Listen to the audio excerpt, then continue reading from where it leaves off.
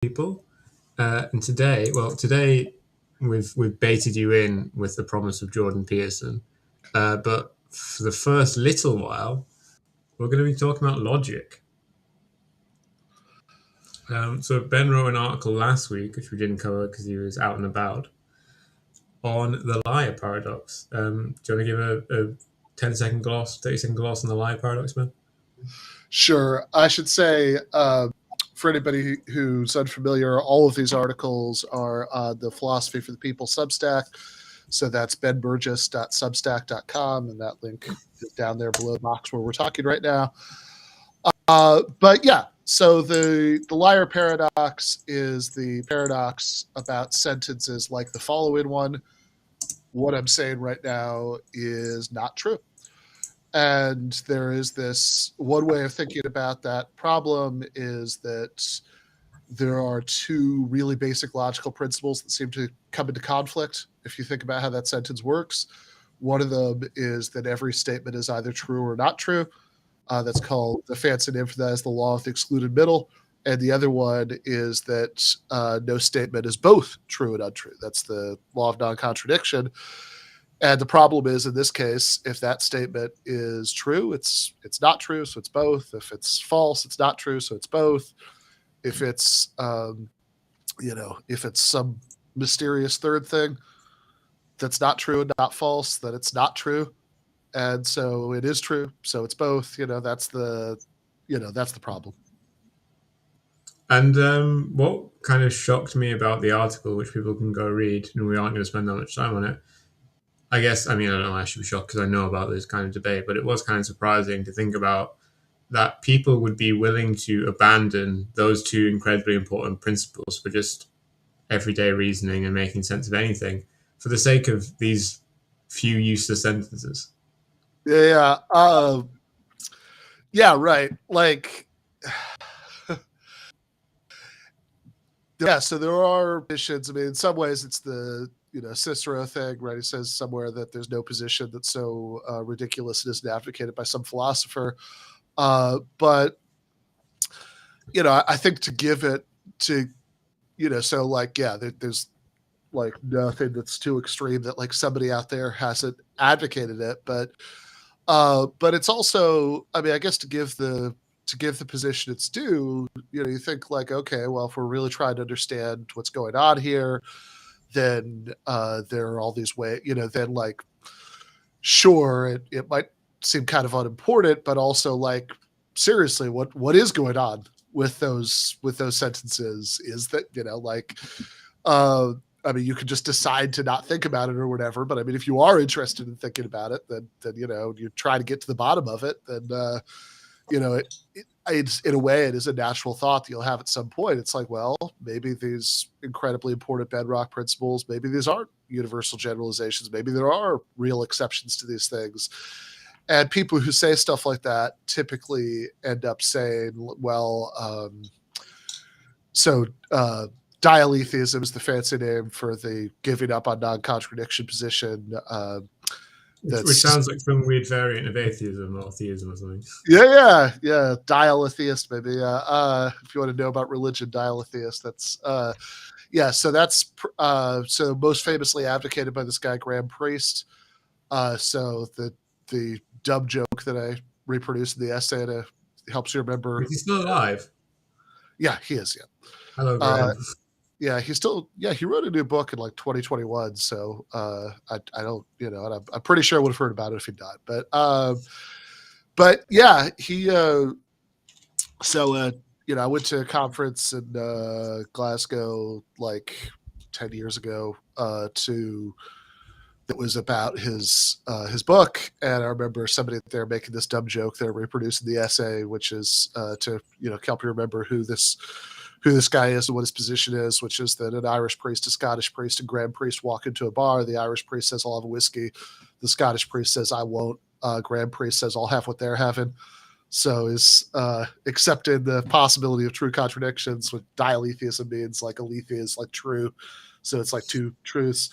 Or the opposite, and so priest will say you can have, okay, so maybe we should be rejecting classical logic in favor of paraconsistent logic, which is a fancy way of saying like inconsistency tolerance, that some contradictions can be true without everything being true like they are in classical logic. Hartree Field has the equal and opposite position. He says, okay, well, that would be ridiculous, but maybe we could say there are exceptions to the law of the excluded middle. So he has his like parallel position is called paracompleteness, that, you know, we abandoned this requirement of completeness that every single statement is either true or not true. And people who say stuff like this will typically say, okay, obviously these principles do play a certain role in our ordinary reasoning, and so if you just said, well, they're just wrong, so any logical rules that are like based on them are just, despite all appearances, just not right, which is like that would be kind of crazy, right? Like they, you know, I mean, if I say, you know, if I haven't been in Mexico for long enough to be sure what these coins are, but they have a, you know, if there's like a, you know, here's a coin, put in my hands, it's in one of my hands, it's not in this one, right? So it must be in this one. That's disjunctive syllogism, right? Either A or B, not A, therefore B, which only works if the law of non-contradiction is right, because... Right, and by the fact that children believe that sort of thing, it's very easy to do magic. Yeah, there And you the go. fact that, you know, even animals, you can trick them in the same way, right? Yeah, there you go. But so people basically, you know, like people, I won't go through it all here. People can read the essay if they're interested, but people who say stuff like this will have strategies for trying to minimize the damage. They'll say like, okay, even though these you know, whichever Which I principle. don't think is like really like, if you're going to believe contradictions are true, just go fucking wild with it, mate. Yeah, what is this half-assed? Yeah. Yeah. Well, they don't want to, you know, like that little bit of reason about the coin, you know, they don't want to be completely crazy people and say that that's not legitimate in some way. So they have to have some kind of explanation of like, okay, maybe there's certain spheres where classical logic still works or something like that. And so in the essay, which is also based on, I mean, I wrote a book about this that finally came out last year, Logic Without Gaps or Gluts. So you could read the essay to get like a little bit of this. You could read the book if you like really want a lot of it. But like I spent a lot of that sort of arguing that these strategies to minimize the damage don't really work, right? That if you say like it doesn't really make sense on closer investigation to say, okay, here are the spheres in which this works and here are the ones that doesn't, you know, like there's actually on once you you know, once you open Pandora's box, right, there's really no good way to contain it like that. And so if you think that you know, if you think that there's that, like, it would be crazy to say that the coin argument isn't a valid argument, then you need to go looking for somewhere else to explain what's going on with those sentences. You need an alternate theory, and I give one of them in the essay in the book. I mean, do you want to spoil the ending? Because I went into the essay with an idea, and we basically agreed in the end. Yeah, I mean, essentially, so the key move is about propositions. So, because obviously, if I say like the sentence I'm saying right now is not true, like that sentence exists, right? I mean that like Yeah. You know, that combination of sounds, that grammatical object, whatever, right? That thing exists, but I think what we're really concerned with, we're thinking about logic, is sentences exactly. It's the propositions that are expressed by sentences. So proposition is like if you say the I don't know, you know, Stefan is not here, and then you say like a Spanish sentence, Stefan no está aquí, I guess, if that's wrong, I'm working on 42 days of Duolingo. I'll get it right eventually. But assuming that I got it right, those two sentences are different sentences, right? They're different combinations of words, but they mean the same thing. Or the fancy way of saying that is they express the same proposition, that the same property is being attributed to the same object in both sentences. And so basically, I don't think, it's like, okay, they're clearly liar sentences, but I don't really think there's a liar proposition. I don't think that, Right, like what the fuck does that sentence mean? What does it refer to? What does it know? Like it's just fucking, it's nothing. Yeah, I mean, so like an analogy, it's a very rough analogy, but I think I use it in the essay, is like if I say, this is that, right? Like that's, everybody knows in a sense what that sentence means. They understand all those words. They know how the rules of grammar, string those meanings together, right? But what proposition am I expressing when I say this is that? I mean, look, I could be expressing a number of different propositions, but if I'm just, since in this case I just made it up as an example and I don't have one in mind, right? Then I'm not, right? It's a grammatically well-formed sentence, but it doesn't mean anything in the sense of expressing. I mean, this is obviously like a controversial example, but what immediately came to my mind was when people talk about God's omnipotence. Yeah. And one suggestion for why things like, can God make a rock which is too heavy for him to lift is not a problem, is that these sentences just don't make sense. Like it's like asking, can like God flank do, like it's just the so for me, like getting into it, these sentences, the possibility that there can be a sentence which seems like it refers to something, but in reality it just doesn't make any sense, was very familiar to me, basically. Yeah, I think my take on that one might just be no. Can God make a rock? Yeah, I mean, I think that's the kind of more standard answer, that God just can't do the logically impossible. But there's also a suggestion that maybe these sort of sentences just, they seem like they refer to something, but they don't. Yeah, What's interesting? Sorry, yeah. go on. No, Well, I was going to move on to Jordan Peterson, because yeah, I was going to say, let's do Jordan what's Peterson. interesting is we could do heavy rocks another week. we I think we might be too aligned on at least some matters, because I went into the logic essay with an idea of kind of the answer, and I went to the Jordan Peterson essay with also an idea of what the answer would be, and it was also your answer, which is that Jordan Peterson is a fucking atheist. Yeah, I think he's an atheist. So I mean, basically, I've been. So I should say, so the setup for this, like I was originally going to write about. Actually, I was going to write about Sam Harris this week, so in a sense, it's not that far off, because the original plan was I was going to write about Sam Harris's book about free will. But all right, that'll be fun, because I've answered so many fucking questions on Reddit about it. Yeah. Okay, great. Yeah, let's do it next week. So that was the original plan, but I ended up getting sidetracked for that plan because on Monday, I was sitting on a plane. So we'd done the live show in New York on Sunday, and so on Monday, Jason Miles, Jordan Dubin, and I were getting ready to fly back to the West Coast, and I was sitting on the plane, kind of absentmindedly going through my Twitter feed on my phone, in that mindless, addicted way that you do.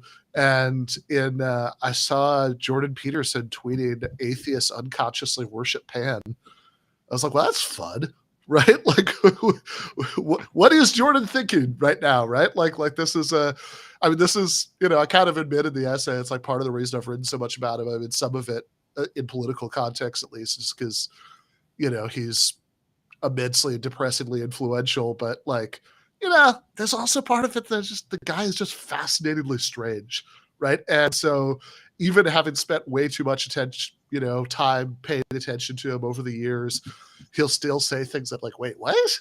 Right? And this is one of those, right? Atheists unconsciously worship Pan. Is like, wait, really? What is he saying right now? And I mean, it's kind of like a post by that. Do you know that guy on Twitter who he posts similar things, like kind of he's like a postmodern neo-Marxist kind of person who posts like, all leftists or Heideggerians or whatever. And he clearly has no idea what he's talking about. But he just says these words over and over again. He's Who really is this? big too. I'm not sure. I Yeah. can't remember his name, but whatever. Um, But but yeah, yeah, like so in this, I was thinking about this, like this weird, this weird Twitter thread that Jordan Peterson had about how atheists worship Pan, and it actually it was interesting to me because I have spent way too much time tracking his weird pronouncements since like 2018 or maybe even 2017. When he kind of first came on my radar, and it really hit me. I mean, this is not a totally this is not original. Like there are other people who said things like this about him, but I mean, like it really hit me when I was sort of going through a lot of the previous bizarre statements he's made about religion and other subjects. That it's like, there is something really funny about this because he likes to score culture war points by bashing atheists, but that raises an obvious question. Well, what does Jordan Peterson believe? Does he believe in God? Right? And if you start like really paying close attention to the things he said about this, I think no. I think he really wants to, right? But I think in a weird way, like there's a lot of like he famously spouts a lot of gibberish when this question comes open, right? Like, so a famous example from late last year, I think from his trip to Israel, he's talking to Mohammed Hijab, was said, do you believe in God? Well, there are several mysteries in that question. What do you mean by do? What do you mean by you? What do you mean by believe? And it's like, oh, that's a weird thing to say. Why is he saying that? Like, like he says a lot of different kinds of weird things when the subject comes up. And I have to say, I mean, to give him, I guess, one sort of credit where credit is due, I think he's like a little bit too honest to just. no, I mean it's incredible that he's never just lied about it and just said, "Yeah, I Yeah, believe in God." Like I would do that by accident at some point. yeah, he never just says, "Yep, totally." Next question, right? Like, yeah, Like, like there's always some weird song and dance like about it. it's not just that Peterson kind of hedges and is vague, but that he's an absolute kind of. There's no one in the world that's good at him as him, and he just does it. Like for him, it's natural as breathing, right? Yeah, yeah, no, exactly. Like he just the. I mean, it's probably from being like the token conservative in like a liberal arts department for all his life. Mm-hmm. Yeah, I mean, I guess psychiatry, but yeah, I mean, I think, yeah, I wonder, right? Like, because you're right, he does do this thing that's like, you watch enough of it, you get kind of inured to it, but then like you do something like transcribe some of it to quote it in an essay, and it just hits you afresh. That it's like, wait, what? Right? Because like the things like, toward the end of the essay, I talk about this video from when Peterson and his now employer Ben Shapiro at the Daily Wire appeared together on Dave Rubin's show a few years ago, and Rubin asked the God question, and like Ben Shapiro gives a very boring answer when it's finally his turn. Like he's like, it's like a sort of very straightforward, like, okay, I kind of vaguely remember what Thomas Aquinas said. I'll sort of do my best to repeat that kind of answer. Right, like good high school essay. Yeah, yeah. And exactly. But like the stuff that Peterson says is like, did he, like, it sounds like he's like maybe just coming down from some amazing ketamine experience, and he's like not quite down yet, and he's trying to communicate what he's experienced over the course of the last several hours, and it's like all it's very emotionally intense. He's talking about Jesus at the beginning. I'm not going to embarrass myself by trying to do a Jordan Peterson accent, but so it says like the Jesus says in the New Testament's no way to the Father through him, and that's a hell of a thing to say, And he was like really worked up about it, but then he kind of loses his train of thought, and he never really finishes the thought, and he pivots to this stuff about evolutionary biology and psychology and how we have more female ancestors than male ones because everybody desired the high status males, and then like it's sort of like he sort of works his way up to this thing about how like this like weird kind of Jungian but also evolutionary kind of view about how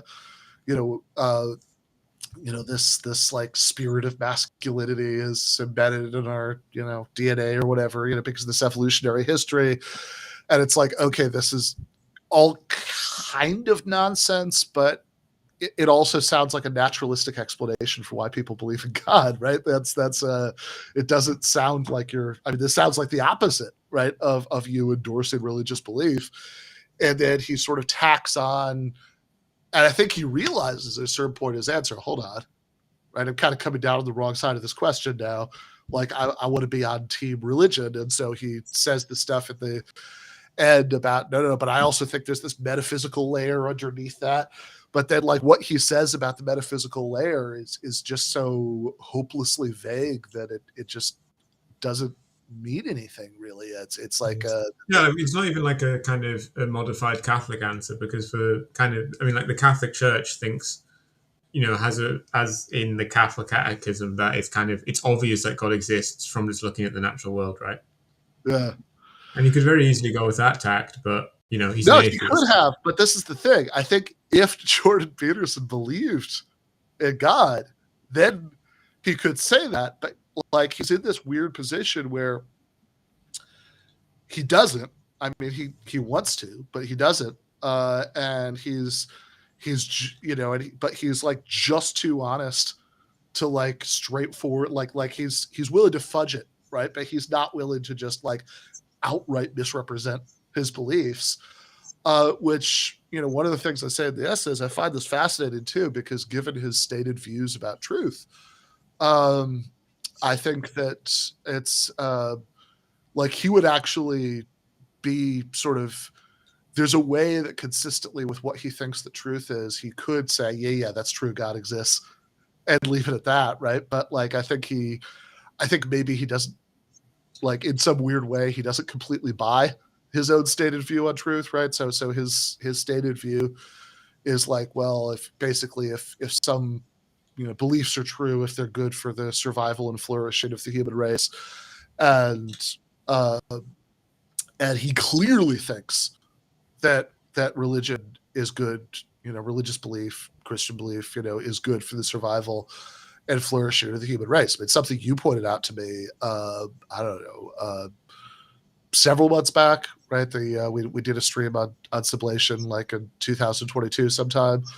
So I think you were the one who first pointed this out to me, and when you said it, it was like, oh yeah, right, that's obviously correct. And I ended up putting in this essay, is like when Peterson talks about Nietzsche, he does it in this weird way that's like he sort of, it's like as if he thinks that Nietzsche is a Christian, right? That the death of God is this like dire warning about this horrible thing that's happening to Western civilization. Or Nietzsche isn't a Christian, but he should be a guy like Peterson who pretends, because otherwise he is lost. And I think that's kind of the most fascinating thing about Peterson, that he's very forthright about being a Nietzschean, but he's a complete reversal of what Nietzsche suggested. Because when Nietzsche talks about the death of God in his books, he's addressing people who are meant to already be atheists, right?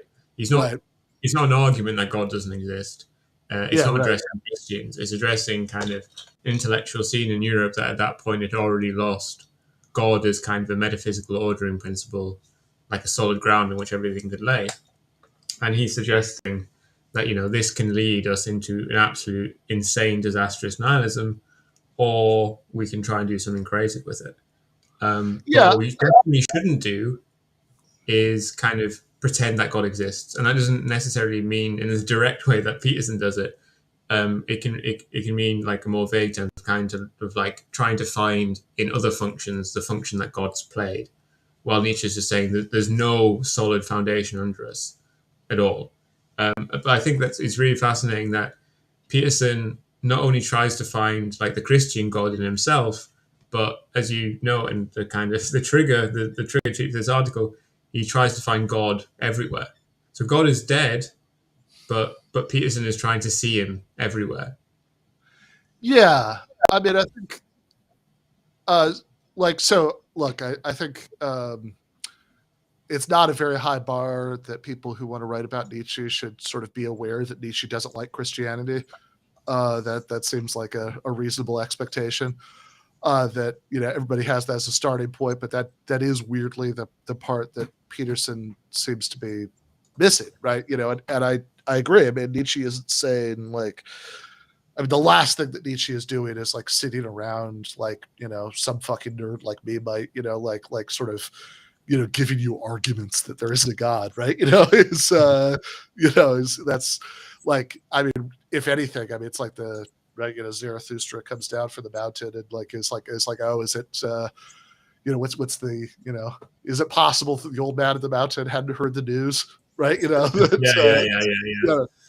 it's like, look, everybody fucking knows this. He walks away laughing, like that's the funniest thing to him, that someone hadn't heard that God is dead.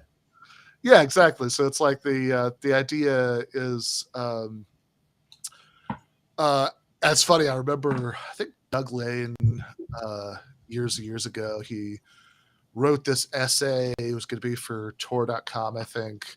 It was like some very Doug Lane thing. It was like Star Trek and the Death of God or something. And and I think the editors objected to it because it was something he'd said that was like offensive or hurtful to religious belief. And I remember Doug making the point at the time, it's like, well, this really proves the point, doesn't it? Right? That's like, because if God wasn't dead, right? In other words, if this sort of like unifying cultural belief in God, wasn't over, the objection wouldn't be that it was offensive, right? It would be that it was like heretical, right? That you, but yeah. So I mean, like the point of all that, like, yeah, like laughing at the old man who doesn't hasn't heard the news yet that God is dead, is that you should get real about the fact that this, like, it's sort of no longer possible to take this stuff seriously. And then you ask the really interesting question, which is, what comes next? And, do we, forge new and better values or whatever, like Nietzsche wants us to, but like, regardless, what comes next? And so, yeah, I mean, I guess I'm saying what you're saying, but I mean, just to like underline and circle the point, that like, Peterson, you said it without saying the word metaphysical, so. yeah. Like, it's like what yeah, I mean, it's Peterson. It's funny, as you were saying that, I was thinking about, so there's a line in the book that Peterson wrote before 12 Rules for Life, right? 12 Rules for Life is a like psychotically successful book. It came out 5 years ago, and it's still, in the like few hundred most purchased of the tens of millions of books on Amazon. But before that, he wrote another book that nobody reads called Maps of Meaning. And that one has like actual like academic citations and stuff. Yeah. It's weird because it is that, but it's also a much crazier book than 12 Rules for Life. Like 12 Rules for Life is 12 Rules for Life is like mostly just totally unobjectionable and uninterested self-help advice. Like, yeah, like I looked at it a bit for my PhD to see if he talked about privilege much in there, which he doesn't. But yeah, it seemed very boring. Yeah, I mean, most of 12 Rules for Life is like, you should clean your room. I should clean my room. It's a mess. Yeah, well, you should clean your room. And if you're not walking up with your back straight, and the other rules, like I think I've got great posture though. Okay, all right, good. So you have a good starting point. But almost all the rules are totally fine. I have no objection to like. There's like one of them that's like, don't let your children do anything that would make you hate them. That I think is like a little silly. It's like, good Is luck that with the that. one But that has a skateboard in the title? yes, don't bother. Yeah, it's like you shouldn't bother teenagers while they're skateboarding or something like that. And Right. but it's like, yeah, they only, Just shows how much of a fucking liberal he is. yeah, that's true. Like, why? I don't like what. Peterson is an atheist liberal academic who, for whatever reason, is like the head reactionary and hangs around with all these actual kind of like when Peterson is saying when he's talking to Andy Nago or however you say it, I think just go, um, but whatever. Yeah. and he's like crying, and there's a real you can tell like he's an emotional man, but there's a lot going on, and he's saying atheists are committing a crime with their hatred against the being of God or whatever. Um, what's going through his head? That is a good question. Yeah, I mean, he's somebody he really he really likes the idea of religion. He's very he hates leftists and atheists and various groups like this. But yeah, his own belief system is not always as far apart from it as he would like to think, or for that matter, from postmodernism, which is another thing that he likes to hate. But in but yeah, like 12 Rules for Life, other than like the one about child rearing, which is like a little silly, and the one, and then there's like one that's just like his like bad politics just filtered into his self-help advice that's like it's like a don't complain about the world until everything's great about you kind of rule. But other than that, the other 10 are totally fine. I mean, you should probably do almost all of those things. But he's got like 12 Rules for Life. He's got like a few pages of ranting about postmodern neo-Marxism because he can't help himself. But like, I was also going to say that the guy that's giving naturalistic explanations for God, and is some kind of vague pragmatist. Who, sir, really is the postmodern neo-Marxist? yeah, right. I mean, yeah, he's certainly. I believe in the truth.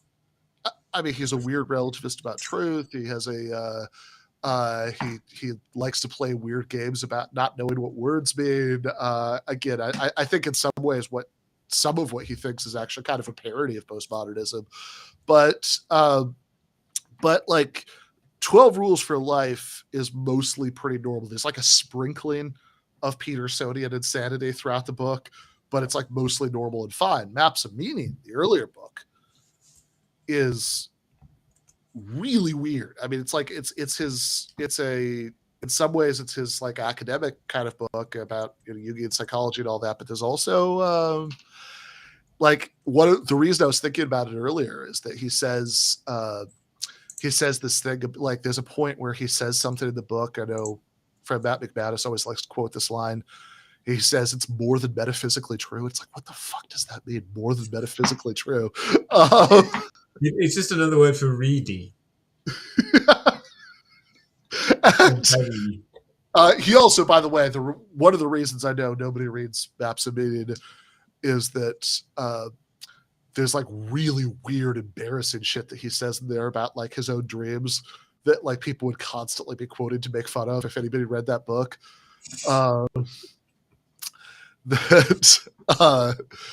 Like there's a thing about his grandmother that I'm not going to quote on a family-friendly podcast. There's a great there's a thing like he's got this whole thing about how he used to be like he says he used to be a socialist. He was a member of some socialist group in Canada, which he's kind of dramatic about everything, so he almost makes it sound like he was a member of a revolutionary communist party or something. But like I'm 90% sure it's just the NDP. But whatever. He then he gave up on that. He came to see the error of his ways because he read George Orwell and misinterpreted him basically, and then but he was still concerned enough about certain kinds of political issues that he was very concerned about the danger of nuclear war. And he said he had like a year of having these intense, vivid dreams about thermonuclear apocalypse. And he says that was what originally led to his interest in psychology. That first he read Freud's book, Dream Psychology. And then he read, but then Freud wanted to make everything all about sex. And he said his dreams had nothing to do with sex. So he needed to look elsewhere, and which is what led him to Jung. Hold that thought. The one example he gives us is one of these dreams is starts out by him talking about how he's in his dream, he's watching TV with his cousin, who he parenthetically describes as the most beautiful woman I'd ever seen. It's his cousin. And then something goes wrong with the TV, and he goes down to the basement to like check it out. And then the bomb goes off. Everything's destroyed. And he walks outside, and the post-nuclear apocalypse landscape is all chaos, including, for some reason, there are dogs walking around in their hind legs, and the dogs are offering people, are bartering. The dogs are like trading cooked meat for canned food. So he takes the trade. He accepts some of the cooked meat from one of the dogs, and then he realizes that the cooked meat is the cooked flesh of his hot cousin. It's like, yeah, man, you're right. Freud couldn't help you with this. There's absolutely nothing sexual going on here about this dream. Like, obviously. I mean, that seems like one of those, like Reddit shitty horror stories, But then the meat was your dad. Yeah. But yeah, but I mean, going back to the original point, I think what Peterson is doing is, I think you're exactly right. I think it is precisely the thing that his guy Nietzsche wants people not to do, which is to say, like, oh, it would be really bad if God was dead, so let's just pretend that he's still alive, that like, you're not like grappling with it, properly. And I find, this really interesting, especially in light of the fact that he does have this weird view about truth that would, on the face of it, look like a get out of jail free pass to let him say what he so desperately wants to say, which is, yes, God exists, I believe it, full stop. Right? That because, okay, so he clearly believes that, Christian religious belief is like really good for the world. It's like a really positive social force. It's like really dangerous to lose it. And his official position, like, I mean, the first time I ever heard Peterson for an extended period of time, I think, was like, I know I first encountered him because I saw Doug Lane again posting a clip of Peterson, like in a lecture hall, ranting about Marxists, and which was probably 2017, maybe early 20. You became famous when I was in Syria, so I missed out. Yeah. Yeah, probably if you were, probably there was a lag of 6 months or so before everybody in Syria was reading 12 Rules for Life. But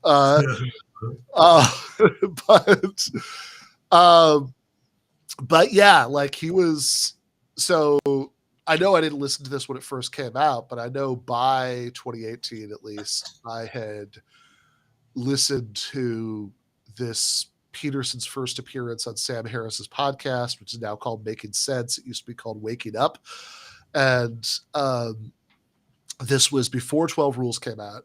So basically the thing that like really 12 Rules was the book that really took Peterson into the stratosphere, but he had already started to gain some fame before then because of his crusade against Bill C-16 in Canada, which in Peterson's imagination was a law to force him to say people's preferred pronouns.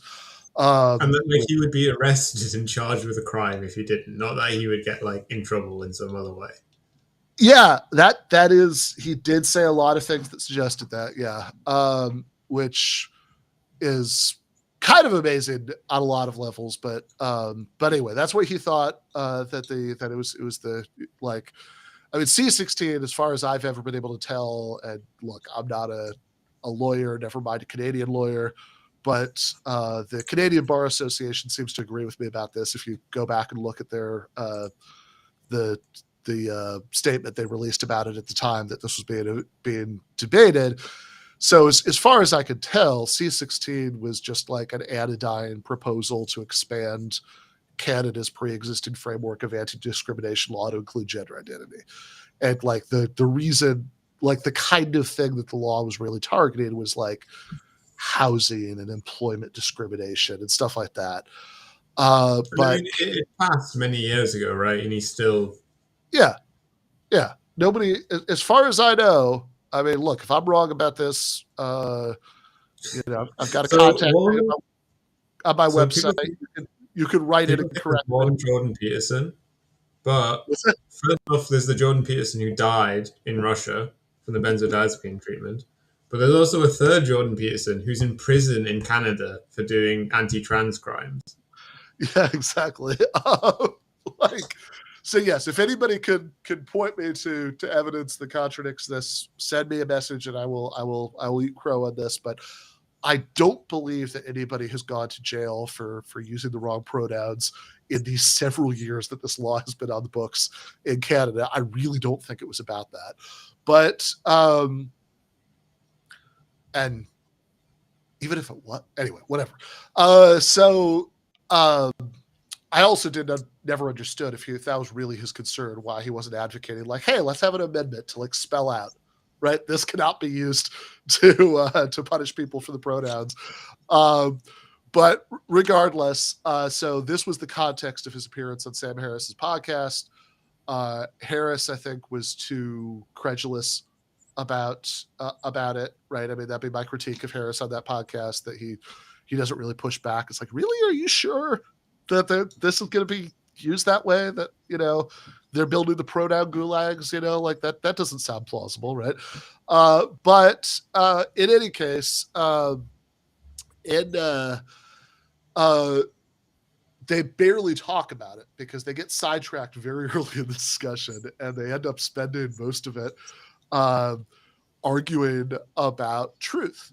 And Peterson advocates this weird view that's like this kind of, I mean, I call it the essay, this kind of bargain basement pragmatism about truth, in that like it's like a really dumb version of what pragmatist philosophers might have thought about truth. That like those guys might have thought that there's some like, okay, so the correspondence theory of truth says that you have statements that describe facts, and if they're describing them correctly, the statements are true, and if they're misrepresenting the facts, the statements are false.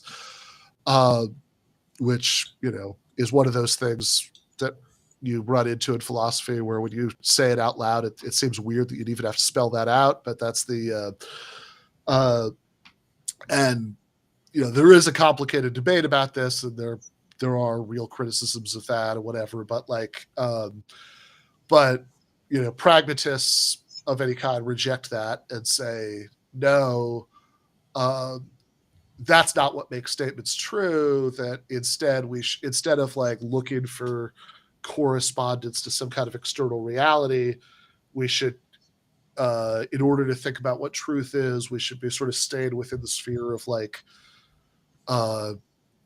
human concerns in some way. Like, so like, C.S. Peirce says, I believe, I'm absolutely nothing like a Peirce scholar, but I think that his view is like, well, statements are true if they would be included within like final science, or they're consistent with like the sort of like whatever, like at the sort of endpoint of scientific inquiry, we would arrive at, that's what makes statements true.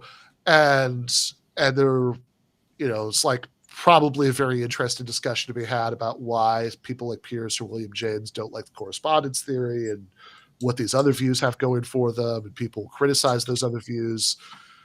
on the grounds that it's like, okay, but wait a second, couldn't there be things that like we're never going to discover, but just are objectively true or not true, and whatever. Like, there's a whole debate we can have about this. And to be honest, I'm not very sympathetic to even the sort of smart and sophisticated kind of pragmatism.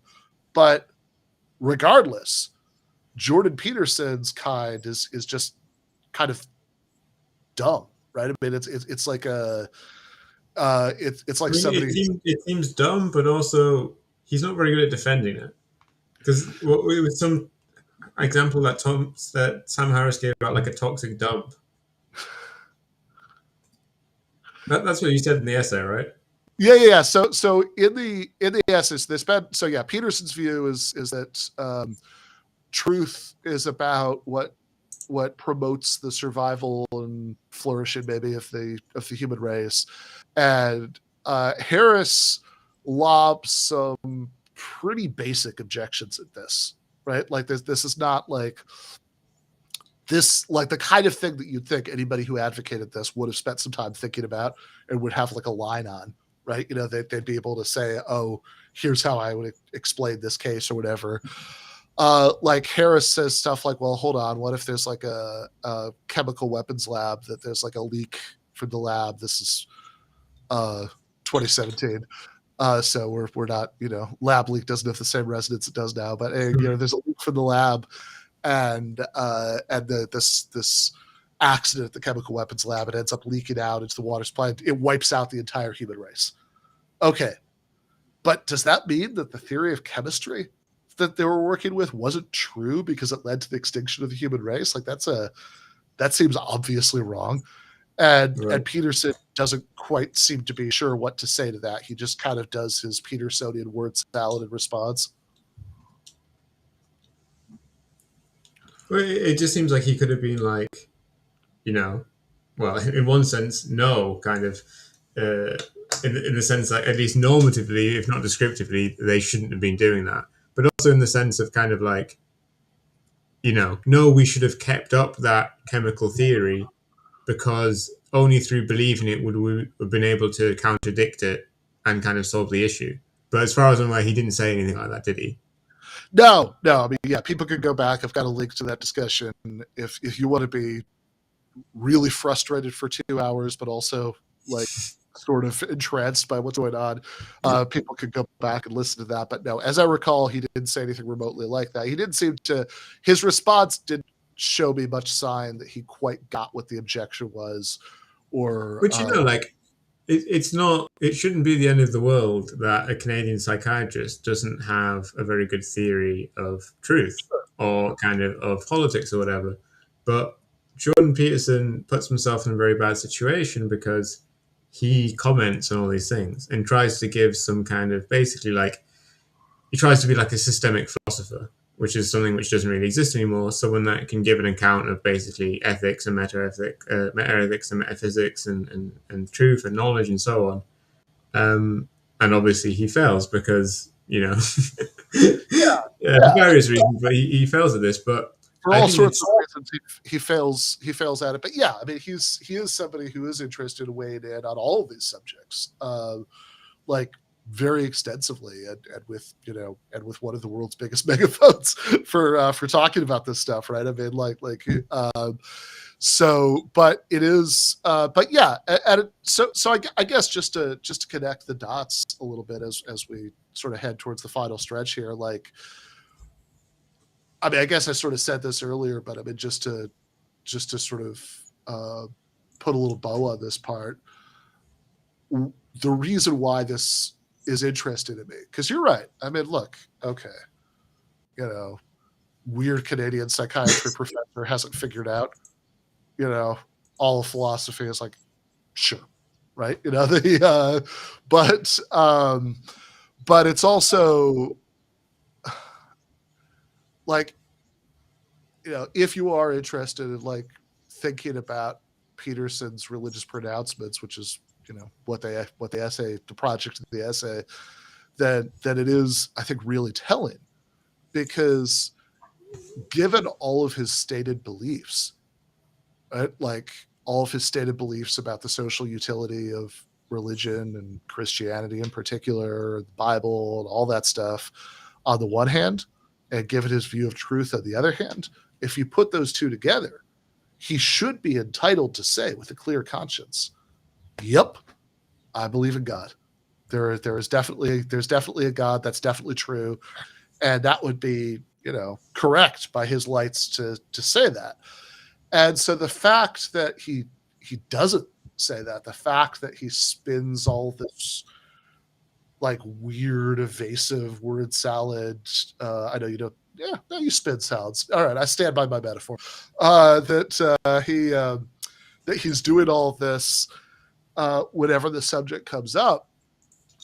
I think is telling about exactly how far he is from being an actual religious believer. That he's because he has. I think that there is a sort of basic correspondence intuition that he can't quite get past, even though it conflicts with his official position on truth, and that there is some part of him that does recognize that's like he doesn't believe in God in the way that he believes that it's in the way that he believes in the correctness of Jungian psychology, or the way that he believes in just pick some empirical fact that he thinks is true, right? Like that, like he, he's, I think on some level actually too honest to be willing to pretend that he believes in it in that sense, that because he just doesn't, so, but he also doesn't want to say, no, I don't believe in God. I'm an atheist, because he thinks that like that's bad. He like morally disapproves of atheism. We haven't mentioned it so far, but I think what's especially surprising to me that he won't kind of give a straightforward answer on God is that I think one of the major reasons that Peterson is so weepy, and it's the same reason that kind of he's so willing to comment on so many issues and go on all these places and so on, is that I think he feels an immense responsibility to young men. Mm-hmm. And on that basis, it does seem especially strange for me that he won't be willing to commit to like just saying that God is real for the sake of these young men, and because he believes that would, be such a clear benefit. And obviously, he obfuscates, but it's a good way to turn people off, because he seems, if you're not really into it, it's kind of a Marmite, and you're kind of fascinated by him blabbering on about dragons. But for another half of people, you're like, this guy is an idiot. Yeah. I mean, and like the category of people that, by the way, who I find most fascinated here are like true believers, like evangelicals who like Jordan Peterson, and I can only surmise either aren't paying close enough attention to see that he doesn't agree with them, or else they don't care that he doesn't agree with them, because what they're ultimately interested in is that he seems sort of whatever he seemed, he's got his strange sort of charisma or whatever, and he's yelling at their culture war enemies. And ultimately what people care about, the discourse is like that, that you're like, anybody who can spite my culture war enemies is my friend. I mean, it's like, ultimately it's like, in some ways it kind of rhymes with the conservative evangelical love of Donald Trump, who in 2016 famously, he said that the Bible was his favorite book, and he was asked what his favorite verse was, and he literally didn't know a single verse of the Bible. And obviously Trump has neither knows or cares about Christianity in any way, and has not conducted himself the way that those people would like in his personal life or anything like that, right? But it sort of doesn't matter. I mean, I think Donald Trump is basically like a solipsist. Yeah, right. Yeah. I mean, certainly the, moral, sort of acts like it moral as if there weren't any other people.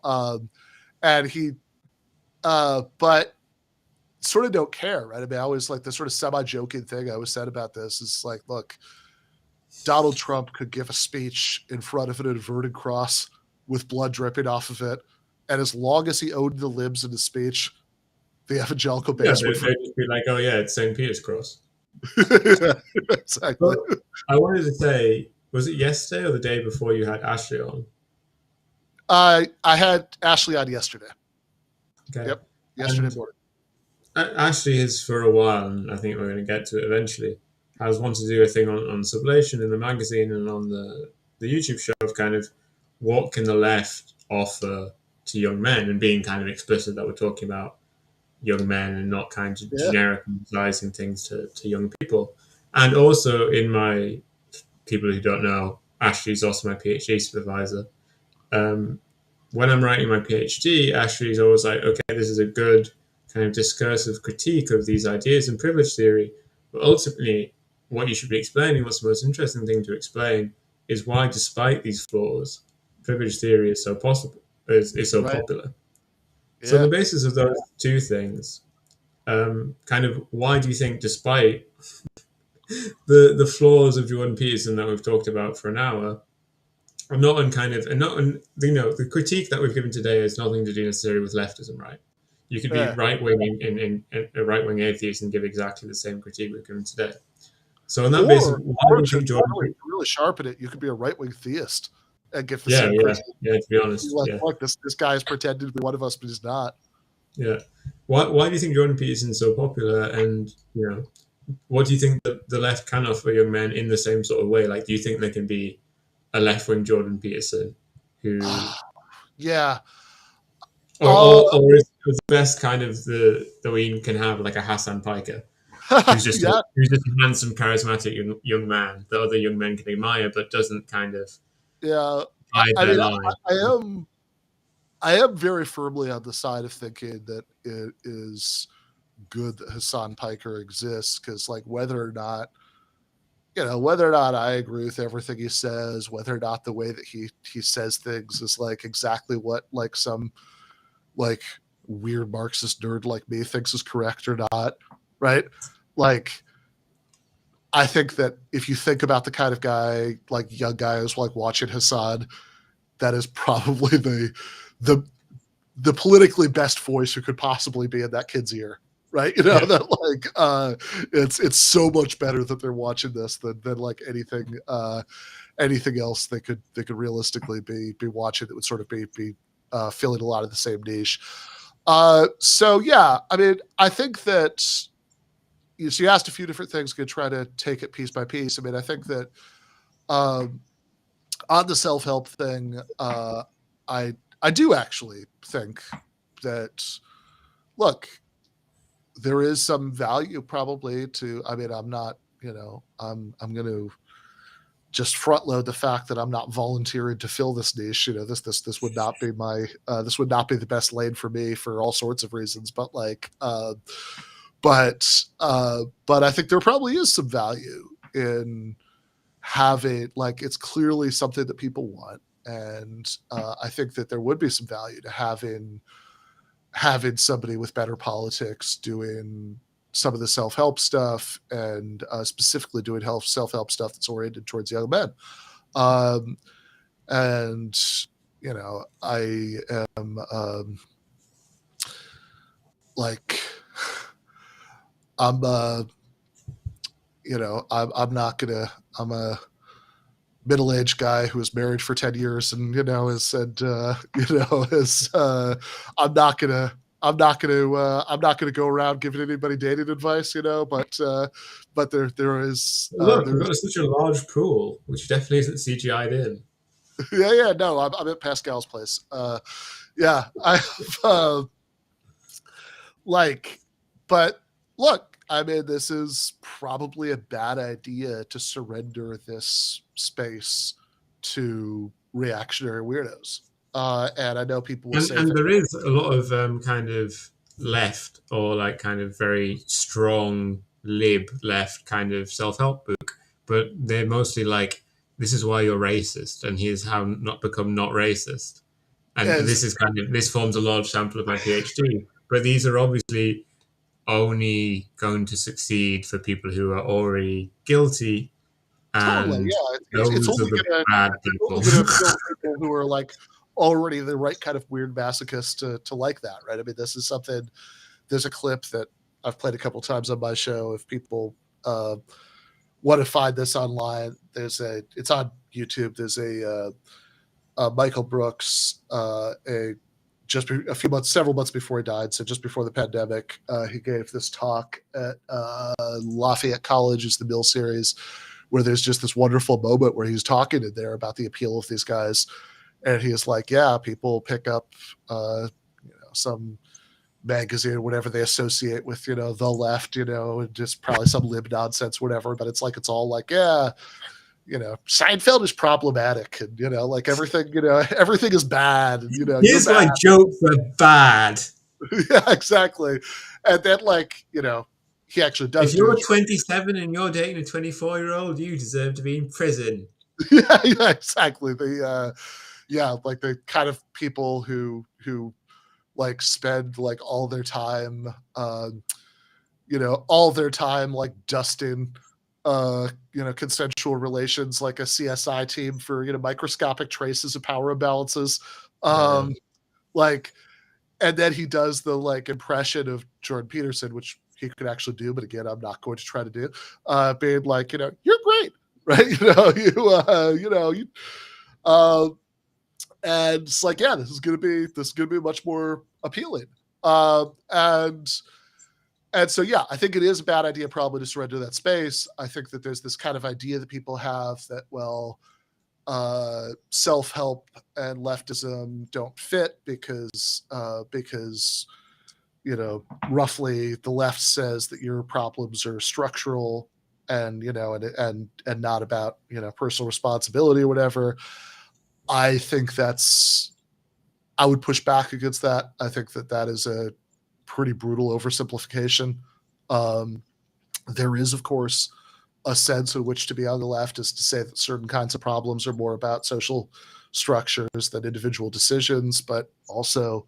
Well, it's kind of like, well, yeah, my problems have been caused by social structures, probably, but also I can probably do something about them myself, and I can't fix the social structure, so I may as well try and fix the other things. Yeah, and also... yeah, I mean, right. So I think both of these are true. That even problems that are caused by social structures, that doesn't make you helpless about doing anything about the way that they play out in your life. I think unless you don't have free will, as Sam Harris argues. Yeah, exactly. Well, next week. But that's absolutely right. But also, not all personal. You don't have to. You could be a leftist, a socialist, a Marxist, all of these things, and have this very correct analysis of why quite a lot of what's wrong with the world is due to capitalist social structures, but also not be such a not have turned your brain off to nuance to such an extent that you can't see that it's just vulgar materialism, right? Not all personal problems are in fact due to just addressing myself to random person in the audience, right? This isn't anybody in particular, but it's capitalism isn't really why you don't have a girlfriend, right? You can, you can maybe you should just fucking go outside more, right? That's there's a, and it's complicated because capitalism could exacerbate some of the reasons why you don't or whatever, but we could live in an unfathomably advanced socialist society and fully automated luxury communism, and there would still be people who needed to get their lives together. Because humans are complicated and not everything is caused by economics or whatever. So I am softer on self-help than some people on the left. But I would also say, okay, so the two components of your question, I don't really think I've answered, are why is Peterson so popular? Well, I sort of answered that, but why is Peterson so popular? And can the left say something better for the kind of young men who... in spite of being a vague, the top vague poster in the world. Yeah. So I wrote a book. I didn't write the book. I wrote a small part of a book called Myth and Mayhem, a leftist critique of... Sorry, PMC. Leftist critique of Jordan Peterson for Zero Books a couple of years ago. So the main So it was a collection of essays. The main essays were written by Matt McManus and Conrad Hamilton, and Marion Trejo McManus also wrote one, and Slavoj Žižek wrote the introduction. But my essay in Myth and Mayhem was sort of an examination of Peterson's use of rhetoric, and I actually think there is a lot, so anybody who's curious about what I say could go find that book. But I actually think there is a lot to be learned from Peterson's rhetorical techniques. I think he is actually very for everything we've been talking about, look, there is a reason why. There are a lot of reasons, actually, right? Why he's so popular despite everything, and I think he is actually. And it's not because young men are really evil. No, I don't think so. He has he is actually, in certain respects, a very effective and compelling communicator. Even though, by the way, we were talking about 12 Rules for Life earlier. The one of them that he just, to a hilarious extent, never follows is be clear and precise in your speech. That is one of the 12 rules. I think that is the thing that's interesting about Peterson, and the way that he is decisively Nietzschean. Is that Peterson doesn't give advice on things that he's perfectly mastered, right? Yeah, and I think that's a lot of the appeal. When people that are critique Peterson will be like, look at his messy room in the background of this video. But that's exactly the point. He knows that he should be cleaning his room. Well, someone that naturally and immediately always cleans their room and never has a messy room, why would you take advice from them? Because they don't know what it is to have a messy room and then to have a clean room, right? And he's engaged in this process of like Nietzsche was a very sickly man. Peterson is a very sickly man who's gone through this, and Nietzsche was a drug addict, and Peterson is a drug addict, and so on. And I think that's the kind of the way that he is very Nietzschean, and the way that he is very interesting to young people, and to why his advice seems a lot more real than it might be from other people. Exactly because he's a pale son. I like it. But so I do think that there's a lot you can learn from Peterson's rhetoric. I also think that he is addressing certain real problems, even if his solutions are not really solutions at all. But when he talks about, we're having this whole conversation framed in terms of young men. It's not like young women are fine, right? There's but it does play out differently, right? So we could stick to this for our purposes right now. I think that when he's talking about these young men feel sort of confused, adrift, and alienated, and feeling like they can't have the sort of pathway through life that they think that they should have, and all that, that's not based on nothing, right? That's he's putting his finger on something real. And I do think it's a huge mistake for people with, let's just use the vague term, progressive politics to sort of be dismissive about that because, young, who cares about them because they're privileged or whatever. I think that's I think that's just analytically wrong. And I think it's a giant political mistake. And, it's a losing game. And I think that, and I think to answer the last part of your question that I haven't really addressed, I will just point people towards something that I wrote at the end of last year for the Daily Beast. I wrote an article called "Jordan Peterson's Politics Hurt the Young Men He Says He Wants to Help," and I think that the better way to push back against this stuff is not by it's all right, this is a maybe too hot a take for the end of our discussion, just to say this and leave it hanging. But it's in a weird way, it's the way that so much of the online discourse about the most recent horrifying video of a police killing is about, were these black cops in fact motivated by anti-black racism? And look, I don't actually find the suggestion that you could be black and be motivated by anti-black racism absurd by any means, right? I think that I think anybody who's sort of saying that that's absurd probably hasn't thought about it that much, but like also I think it's kind of the wrong approach to take to like really hyper focus on that issue and like, die on the hill of like, no, they were definitely motivated by anti-Black racial bias. I think that the much better way of approaching it is, look, police violence is a huge problem that often overlaps with this other problem of racial bias, but even when it doesn't, it's a big problem, right? And you should take it seriously. And it's bad even when it doesn't if we lived in a world where 100% of the cops who beat and killed defenseless people had the same skin tone as the people who were beating and killing, that doesn't mean it would be fine, right? Nothing to see here, like it would still be bad, right? And that's the thing that you should focus on. And I think I think sort of roughly analogously, right? I think that the thing to focus on about, Peterson, I mean, I think if you're sort of stuck on like, he's he says young men have it so bad, but actually, they don't have it so bad, or he's like, whatever, he's the king of the incels, or like whatever the sort of ways that people have insulted him. I think that's kind of exactly the wrong approach. That I think that the right approach is to say, say, look, okay, yeah, you're right.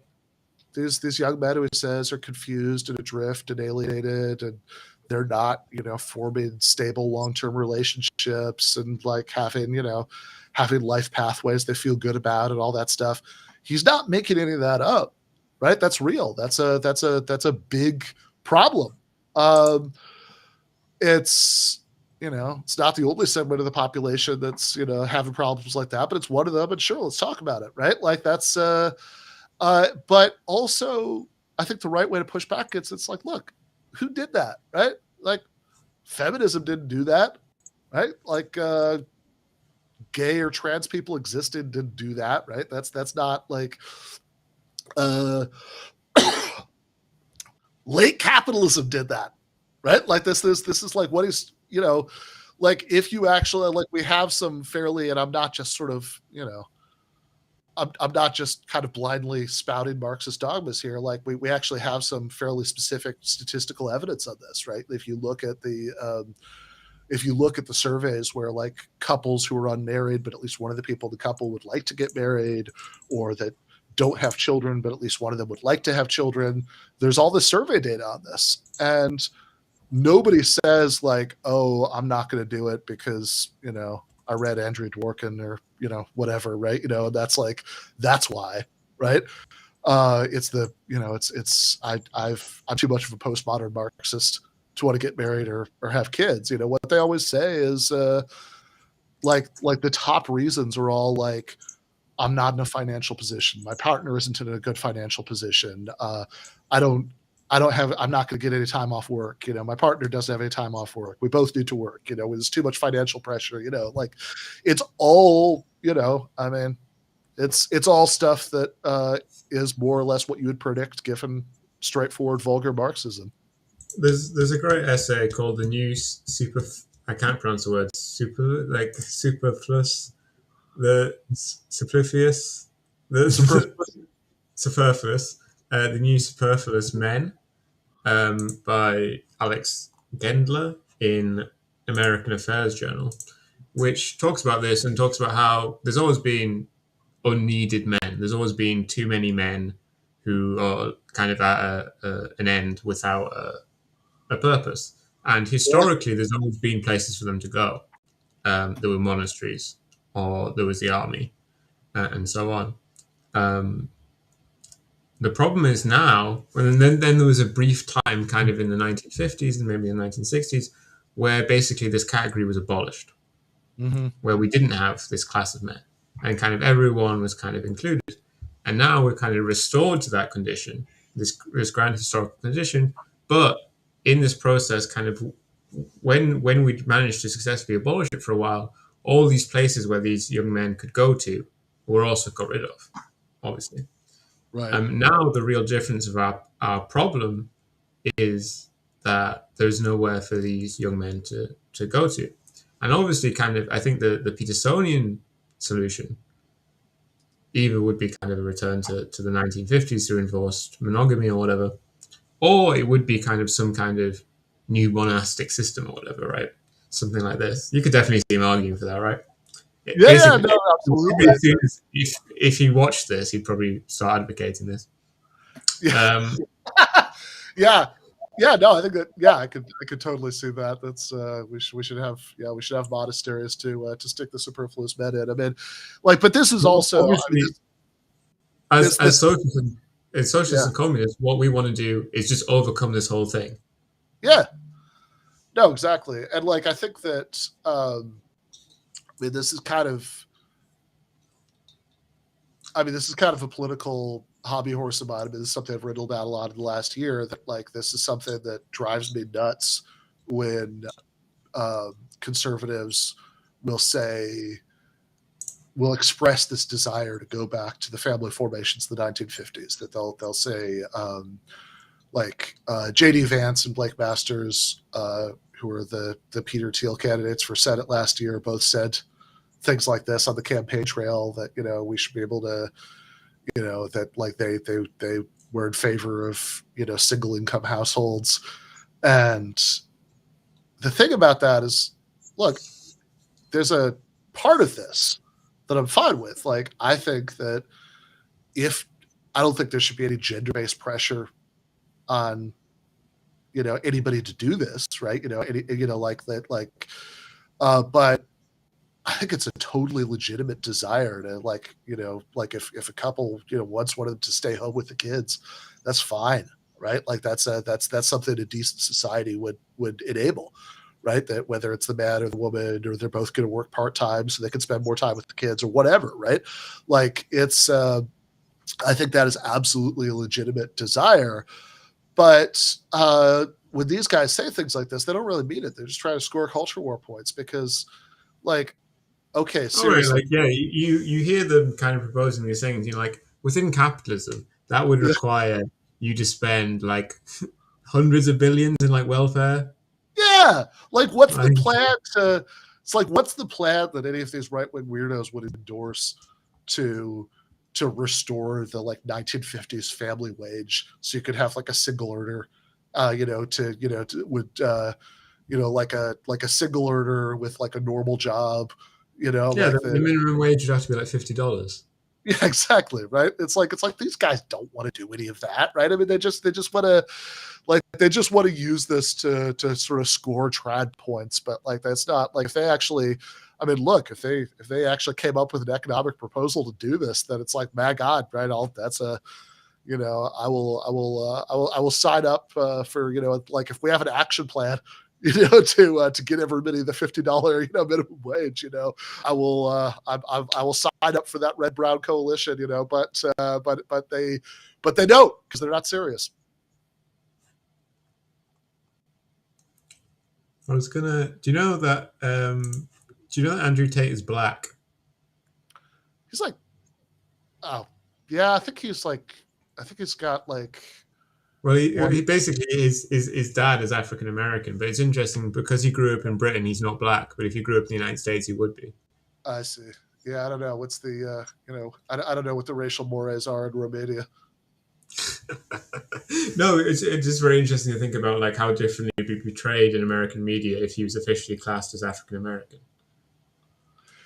Yeah, maybe. I mean, it is funny that, like, he like, up until a minute ago, he was all about how Romania was this, like, much healthier society, and like, this is this, like, nice traditional place, the way that a country should be. And then they arrested him for his various crimes, and now he's like, this is a communist dictatorship that doesn't care about individual rights. To move us on to next week, do you know who's a big hater of compatibilism? Sam Harris. Well, Doug Who else? Lane. Doug Lane. Nice. Okay, that's fun. Okay, so I will. Yeah, maybe we can get Doug to And to be clear, that Doug at least wants to be a free will believer, but he Yeah, doesn't think that he thinks compatibilism is just kind of word games or whatever. And so yeah, yeah, he tries to have kind of like a leap of faith towards some kind of libertarianism, but he knows himself that it doesn't make any sense. yeah. Okay, Doug, if you're watching this, don't be of good cheer. We'll We'll solve all your problems next week. You'll be so convinced exactly. as we give a Well, long form treatment to compatibilism. looking forward to it. Okay, bye everyone.